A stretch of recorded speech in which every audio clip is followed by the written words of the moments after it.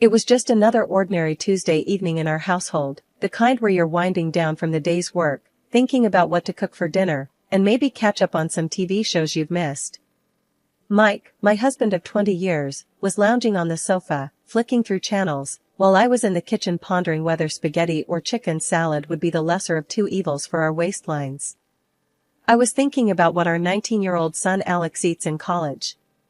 That's when the phone rang, cutting through the mundane silence of our home. Mike glanced at the caller ID and sighed. "It's my folks." There was a hint of reluctance in his voice that didn't go unnoticed. "Go on, pick it up." "It's been ages since we last heard from them," I called out from the kitchen, trying to sound more enthusiastic than I felt. Mike's parents, Linda and George, weren't exactly the easiest people to get along with. Their rare calls usually meant they wanted something. Mike pressed the speaker button, and we both braced ourselves. "Hey, Mom, Dad, what's up?" The voice that came through was Linda's, choked with tears. "Oh, Mike, it's all gone. Everything's gone." George's gruffer, more panicked tone interjected. "The company, son. It tanked. We've lost the house, the cars, everything." I stopped what I was doing, the gravity of their situation sinking in. Mike and I exchanged worried glances. Despite our strained relationship, hearing them so vulnerable struck a chord. "So, what's the plan now? Where are you guys staying?" Mike asked, his voice tight with concern. "That's just it, son. We have nowhere to go. We were hoping, maybe, we could come stay with you and Karine for a while." Linda's voice was hopeful, yet hesitant. Mike ran a hand through his hair, a clear sign he was stressed. "Well, you know the house is actually Karine's, left to her by her grandma. I gotta talk to her about it." I knew what was coming next. As much as Linda and George could be a handful, they were still his parents. Turning them away wasn't an option, not really. I walked into the living room, taking the phone from Mike. "Linda, George, listen, we can figure something out. But it's only temporary, okay? Just until you get back on your feet." "Oh, thank you, dear. You're a lifesaver. We won't be any trouble, promise," Linda gushed, relief evident in her voice. After we hung up, Mike slumped back on the couch, a mix of emotions playing across his face. "Babe, you sure about this? You know how they are. Always looking down on our lifestyle, expecting the moon." I sighed, sitting next to him, taking his hand. I know. But they're your folks. What else can we do? We'll set some ground rules. Make it clear it's just for a few months." Mike nodded, looking somewhat relieved, but still anxious. "They mentioned bringing some things. I hope it's not their entire house." The morning Linda and George were due to arrive felt like the calm before the storm. Mike and I had been up since dawn, double-checking every room to ensure everything was as comfortable as possible. Our attempt to bring some order before the inevitable chaos. "Karine, do you think they'll like the setup in their room?" Mike asked for what felt like the 10th time, his forehead creased with worry. I shrugged, adjusting a pillow for the umpteenth time. "They'll have to. It's not the Ritz, but it's the best we can do." The sound of engines rumbling down our street cut our conversation short.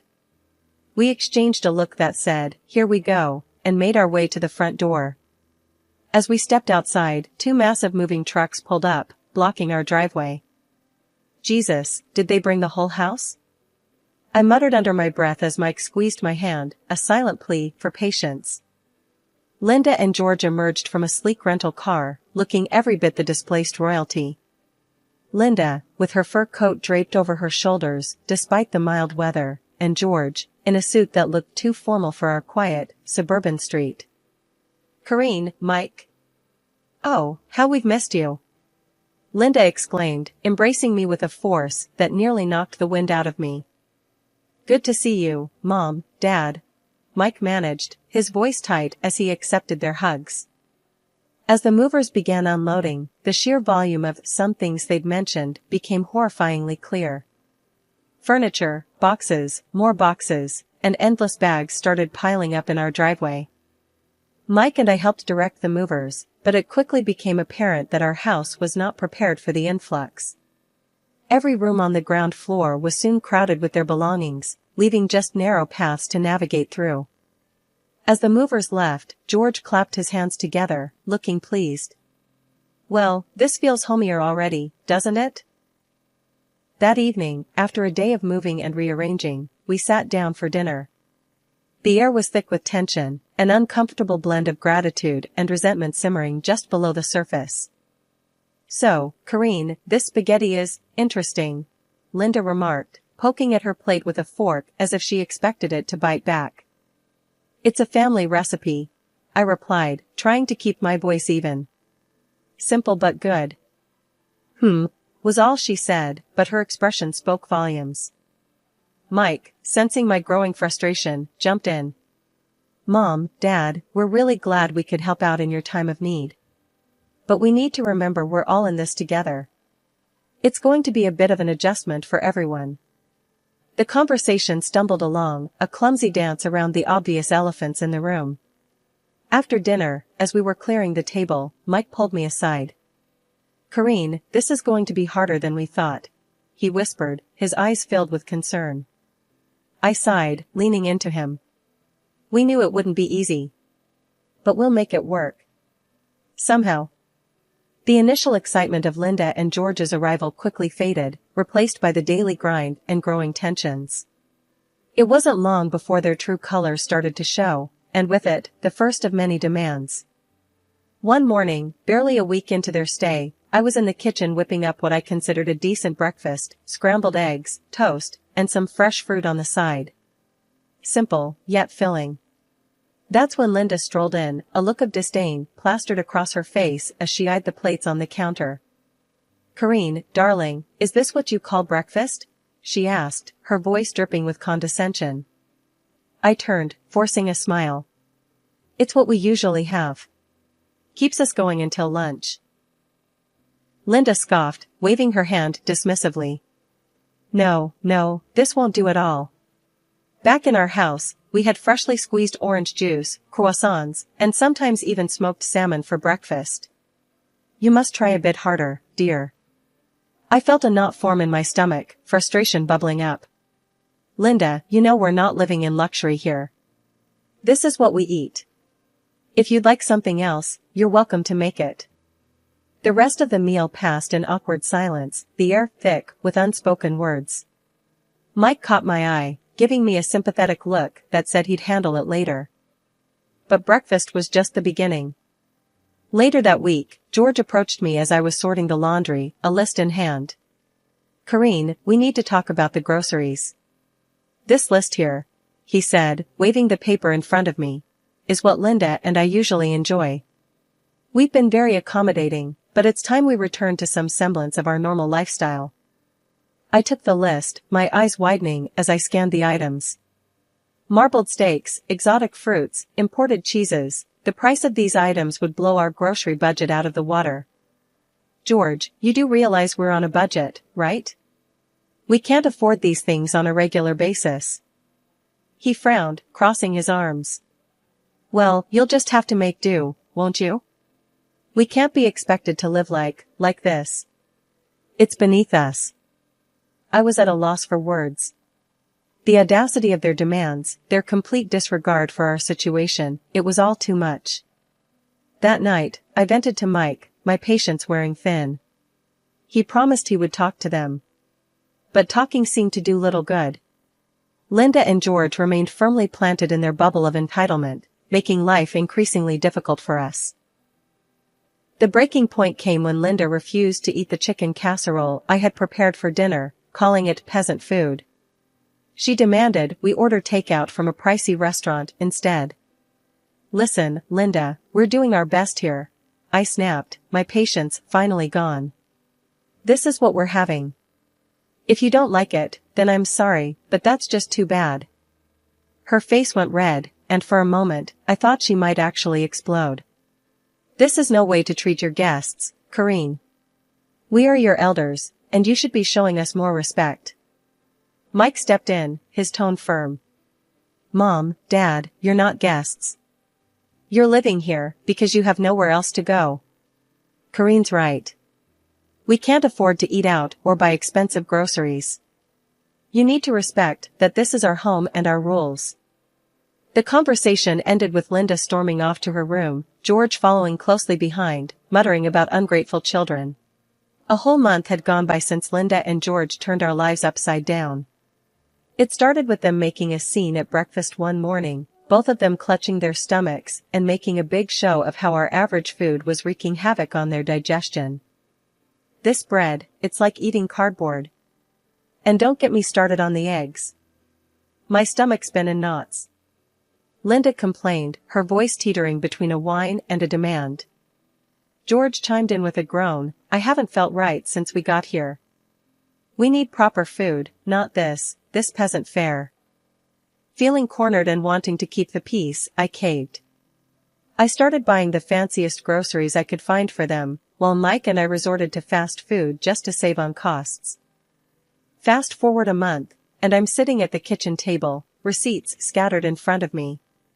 My heart sank as I tallied up the numbers. We were spending double on groceries compared to before Linda and George's arrival. And that wasn't even touching on the water bill, which had skyrocketed thanks to Linda's newfound love for long, luxurious baths. Enough was enough.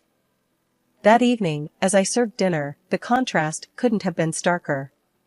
Linda and George were tucking into their gourmet dishes, while Mike and I nibbled on cheap takeout.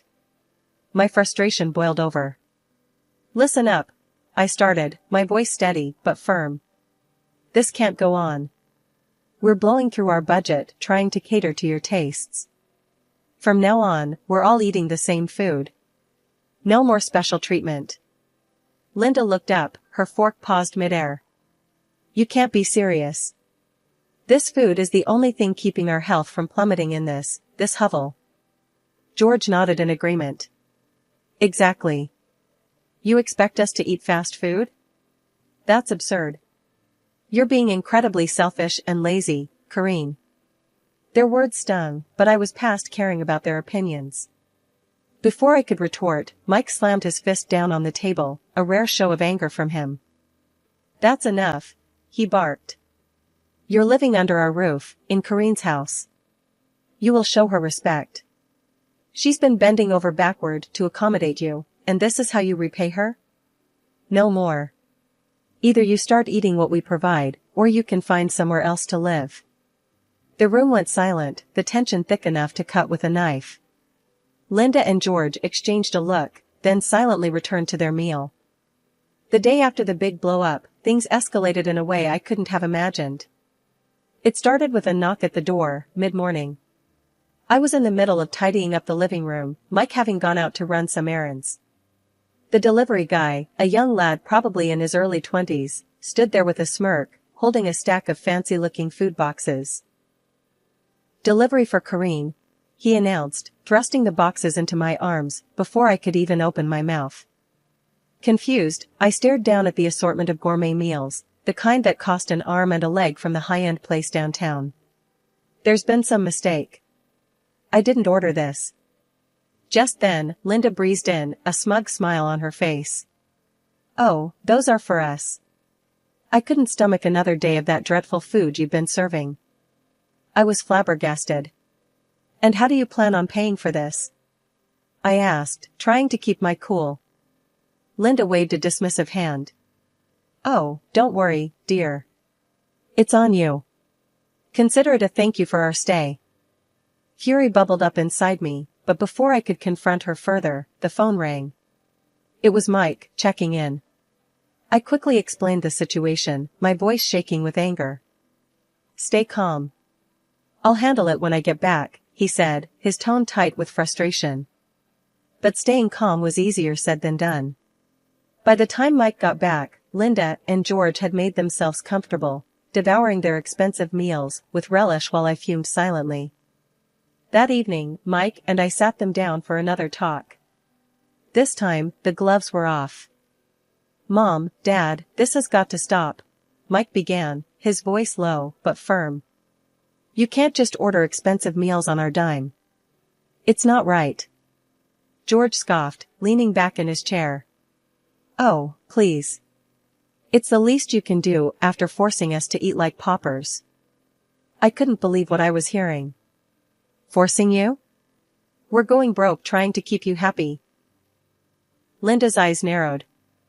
Well, maybe if you managed your money better, you wouldn't be in this situation. That did it. I lost my cool. Managed our money better? We were fine before you showed up, turning our lives upside down. Mike stood up, his chair scraping against the floor. That's it. We've been more than accommodating, but it's clear you have no respect for us or our home. You need to leave. Their reaction was immediate and explosive. Linda started crying, wailing about how ungrateful we were, while George shouted threats about telling everyone how horribly we'd treated them. The argument raged on, voices raised, accusations flying. It was a mess. In the end, Linda and George stormed off to their room, slamming the door behind them. After the debacle with the gourmet food delivery, things went from bad to unbearable. Linda and George's entitlement had reached new heights, and Mike and I were at our wits' end. The final straw came on a chilly Thursday evening. I was in the kitchen, trying to make do with what was left in the pantry for dinner, when Linda sauntered in, her nose wrinkled in disgust at the aroma of the stew I was cooking. That smells, what is that? She asked, her tone dripping with disdain. It's beef stew. It's what's for dinner, I replied, keeping my focus on the pot to avoid snapping at her. Linda made a show of gagging. I can't possibly eat that. You know, it wouldn't kill you to try a little harder, Corinne. This is no way to treat guests.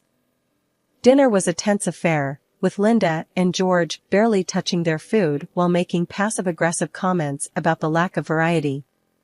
I was seething, but I bit my tongue, determined not to let them get the best of me. After dinner, Mike and I were cleaning up when Linda approached us, a smug look on her face.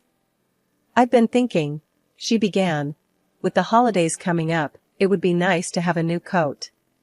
Something warm and stylish. I stopped in my tracks, staring at her in disbelief. A new coat? With what money, Linda? Oh, I thought you could use the money you've set aside for, what was it? Oh, yes, your son's college fund. That was it. The last straw. Without hesitation, I picked up the phone and called the one person I knew could turn the tide, my grandmother. Gran, despite her age and residing in a nursing home, had always been the matriarch of our family, her word law. After I spilled out the whole sorry saga, she huffed in disbelief. This nonsense has gone on long enough, Gran declared, her voice crackling with resolve over the phone. I'm coming to stay for a bit. We'll sort this mess out together. True to her word, a couple of days later, Gran arrived, wheelchair and all, ready to reclaim her territory. As she rolled into the living room, commandeering the space with her presence, Linda and George looked on in shock. I'll be staying on the ground floor, Gran announced, scanning the room filled with Linda and George's belongings. So, all this, she waved a dismissive hand around, needs to go upstairs. Linda's face turned a shade of red I didn't know was possible. You can't just come in and demand. Gran cut her off with a look that could freeze lava. This house? It's still mine. Corinne and Mike are here, because I allow it. And that means I can kick you out whenever I please. The threat hung in the air, heavy and undeniable. Within hours, Linda and George were scrambling to call movers, their complaints and protests drowned out by Gran's unwavering stance. As their furniture and countless boxes were hauled up the stairs, Gran turned to me, a twinkle in her eye. Now, let's see if they still feel entitled to steak dinners and new coats. Gran's strategic maneuvering had just begun to unfold in our household. The air was charged with anticipation as we gathered in the living room, the scent of freshly brewed tea mingling with the tension. Now, Gran began, her voice steady, we need to address the matter of rent. Linda scoffed, crossing her arms. Rent? Why should we pay rent when Corinne and Mike don't? Gran smiled, a glint in her eye. Corinne and Mike live here under my grace. They contribute to the household in many ways. But you too, she paused, her gaze sharpening, have been living off their generosity without giving much in return. I think a rent of $4,000 a month would be appropriate. George's face went ashen. $4,000? That's outrageous. We're retired, we don't have that kind of money. Gran leaned forward, her expression unyielding. Considering the lavish meals and the luxurious lifestyle you seem accustomed to, I'd say you can afford it. Linda, her voice trembling with indignation, turned to me. Corrine, surely you don't agree with this extortion? Before I could reply, Gran interjected. It's not extortion, Linda. It's about fairness. But I'm willing to negotiate. She paused, a sly smile playing on her lips. If you're willing to help take care of me during your stay, push my wheelchair around, make breakfast, help with my bath, I might consider reducing the rent. The suggestion hung in the air, heavy and unappealing to Linda and George, who exchanged a look of utter disbelief. George, ever the pragmatist, asked, and how much would this assistance reduce the rent? Gran tapped her chin, pretending to ponder. Let's say, down to $2,000, provided the help is substantial and consistent. Linda's mouth dropped open, but before she could protest, George cut in. And if we refuse? Gran's response was swift and final. Then you're welcome to find somewhere else to live. This house, she gestured around, will no longer be your refuge. The ultimatum was clear. Linda and George, faced with the prospect of actually working or paying a hefty rent, seemed to shrink in their seats. The following days were a flurry of hushed conversations and frantic phone calls as they scrambled to find an alternative. Eventually, they announced they had found a small apartment and would be moving out immediately. The process was swift, their belongings packed and removed with a speed that suggested eagerness to leave the situation behind. As their car disappeared down the driveway, Gran turned to Mike and me, her expression softening. I know it was tough, but it was necessary. You two need your space, and they need to stand on their own. Mike wrapped an arm around Gran, gratitude in his eyes. Gran, you've done more for us than we could ever repay. Thank you. In the weeks that followed, Gran became more than just a guest, she was a guardian of our home's harmony, a role she played with a blend of sternness and love that only she could manage. In the calm that followed Linda and George moving out, our house felt like it was finally breathing again. Gran, Mike, and I gathered in the living room one night, the gentle hum of the evening wrapping around us, making the space feel sacred after the storm we'd weathered. Breaking the quiet, Gran's tone turned playful. Well, as much as I've enjoyed the drama, I think it's time for me to head back. The nursing home misses its most troublesome resident. Mike and I shared a look, already dreading her departure. Gran, this house is always open for you. It's not really home without you, I managed, my voice heavy with emotion. Gran gave my hand a squeeze. And you're always in my heart. But don't worry, I'll be back to stir things up now and then. We laughed together, a sound that felt like healing. As we said our goodbyes to Gran the next day, watching her taxi disappear, Mike and I knew we were ready for whatever came next. Together. Our home, once a battlefield, was now a symbol of our resilience, a place where love and boundaries found their balance. And as we stepped back into the quiet of our living room, ready to face the future, I felt deeply thankful for the journey that had brought us here, for the family we were, and for the lessons we'd carry forward. A few weeks later, we heard from a mutual acquaintance that Linda and George were living in a small apartment, having sold most of their belongings to cover their debts. The news came as a bittersweet confirmation of the new chapter they, too, were embarking on, a life defined by the consequences of their choices, leaning on each other, perhaps for the first time in a long while. Reflecting on this, Mike and I realized the true depth of the changes we'd all undergone. Our home was peaceful once more, and though the journey had been rough, it had taught us the true meaning of family, resilience, and love.